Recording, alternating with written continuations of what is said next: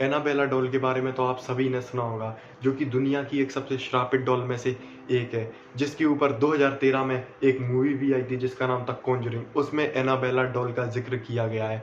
तो आज हम बात करेंगे एनाबेल डॉल कौन है। तो बने रहिए वीडियो में, मिलता हूँ आपसे वीडियो के एंड में। तो क्या हाल है दोस्तों, मेरा नाम है कार्तिक और आप देख रहे हैं डेविल आइकॉन। तो चलिए शुरू करते हैं हमारी वीडियो। सन 1970 में दो लड़कियां थीं जिनका नाम था डोना और एंजी। वो अपार्टमेंट में रहा करती थी। उस टाइम पे कॉलेज स्टूडेंट थी जो कि नर्स की पढ़ाई कर रही थी। डोना की माँ ने डोना को एक डॉल गिफ्ट करी, जो कि डोना ने खुशी खुशी एक्सेप्ट कर ली, जो कि एक पहले से यूज्ड डॉल थी।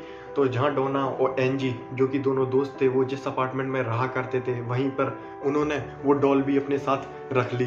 तो जब भी वो दोनों कॉलेज जाते थे, तो जिस कमरे में वो अपनी डॉल को छोड़कर जाते थे, तो जब वापस आके देखते थे, वो देखते थे कि उस डॉल का जो प्लेस है वो चेंज हो चुकी है, यानी जो जगह है वो एक जगह से दूसरी जगह पर मिलती थी। यानी कि वो अगर बेड पे छोड़ कर गए हैं वो डॉल, तो सोफे पे मिलती थी या चेयर पे मिलती थी या टेबल पे मिलती थी या जमीन में पड़ी मिलती थी। तो ये देखकर पहले उन्हें काफ़ी हैरानी हुई, लेकिन बाद में ये चीज़ें उनके लिए नॉर्मल होने लगी कि उनके साथ ऐसा रोज़ रोज़ होता। वो रोज़ कॉलेज जाती, जब वापस आती तो उनको डॉल की प्लेस चेंज मिलती। उनको लगा कि ऐसा कोई शायद एक बिल्ली कर रही है जो कि खिड़की वगैरह से आ जाती होगी और डॉल के साथ खेल खेल के इधर उधर छोड़ देती होगी।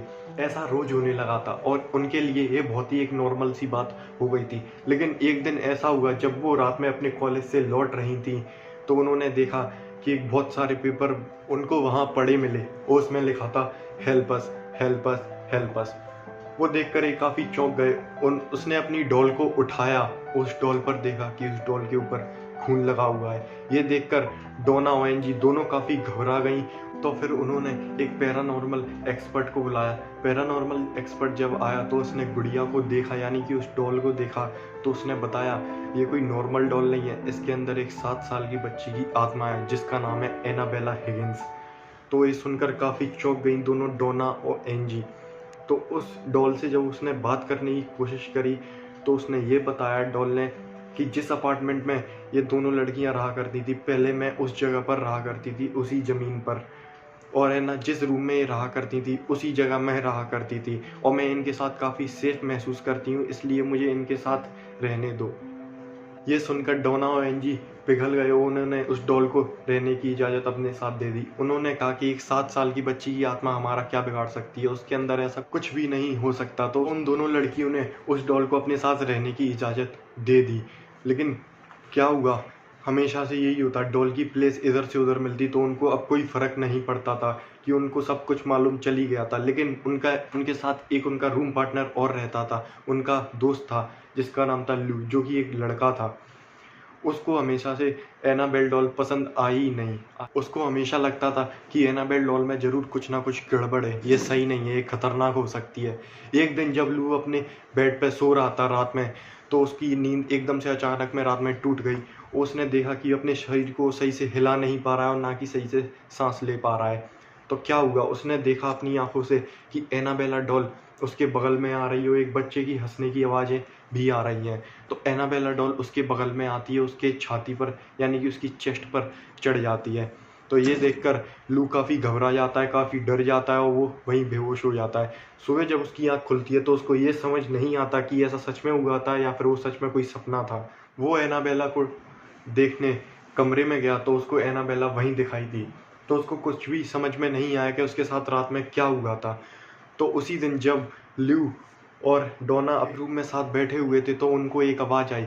उनको लगा कि उनके कमरे में कोई चोर घुसा है, उनके अपार्टमेंट में कोई चोर घुसा है, जो कि आवाज़ डोना के रूम से आई थी। लू भागकर उस रूम की तरफ गया और उसने देखा कि उसमें तो कोई भी नहीं है। जैसे ही वो उस रूम के अंदर गया तो उसको ऐसा अजीब सा फील हुआ कि उस पर कोई निगरानी दिया हुआ है, यानी कि उसे कोई देख रहा है। उसने चारों तरफ रूम में देखा पर उसे कोई नहीं दिखाई दिया। उसने अच्छे से रूम की तलाश करी, जब भी उसे कोई दिखाई नहीं दिया। फिर एकदम से उसके सीने में दर्द हुआ। उसने अपनी शर्ट उतारी, उसने देखा कि उसकी छाती पर कई नाखूनों के निशान बने हुए हैं जिसमें से काफ़ी खून बह रहा था। ये देखकर वो काफ़ी डर गया। उनका शक भी उस डॉल पर होने लगा था। उनको लग रहा था लेकिन कि एक 7 साल की आत्मा ऐसा कैसे कर सकती है। पर उन्होंने फिर एक प्रीस्ट को बुलाया जिसका नाम था फादर हैगन। लेकिन फादर हैगन ने कहा कि ये उनकी बस की बात नहीं है, इसलिए उनने कांटेक्ट करा फादर कुक से। फादर कुक आए और फादर कुक ने देखा उस डॉल को, तो उन्होंने एड और लॉरेन वॉरेन से कांटेक्ट किया, जिसके बारे में आप कॉन्जरिंग मूवी में देख सकते हो। तो वो जब आए तो उन्होंने उस डॉल को देखा, उस डॉल से बातचीत वगैरह करी, तो उस डॉल ने जो बताया वो सुन के आपके रोंगटे खड़े हो जाएंगे अगर आपको ये बात नहीं पता।